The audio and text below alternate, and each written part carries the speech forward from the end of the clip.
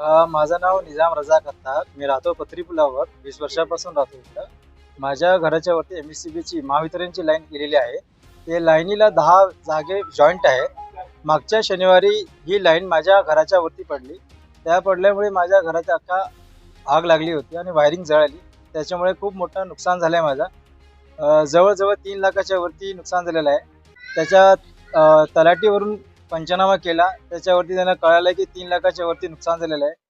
आणि परत या शनिवारी, आज शुक्रवारी, आज परत ती लाईन पडली महावितरणची.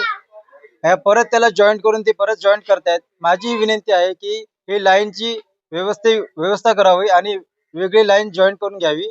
दुसऱ्या लोकेशन चेंज करून याची लाईन परत टाकावी. हीच माझी विनंती आहे. माझं नाव इस्माईल सय्यद आहे. मी गेल्या 20-25 वर्षापासून इथे राहतोय. एमएससीबीचा हा जो कारभार चाललाय तो पहिला नवीन नाही. आता मागच्या शनिवारी जी लाईन तुटली तर एमएससीबीचे जे कर्मचारी होते ते आले आणि तात्पुरत्या स्वभावाने त्याला रिपेअर केलं. पण आज शुक्रवार गेल्या 1 तासापासून लाईट गेली आणि आम्ही जेव्हा प्राथमिक जाऊन आम्ही प्रत्यक्ष जशी चेक केलं तर परत तीच जुनी वायर आहे ती तुटली आणि त्यांना विचारल्यावर त्यांनी सांगितलं की मागच्या शनिवारी आम्ही ते जॉईंट केलेली. पण हे सारखं सारखं जॉईंट न करता आमची विनंती आहे की ती वायरच नवीन टाकावी.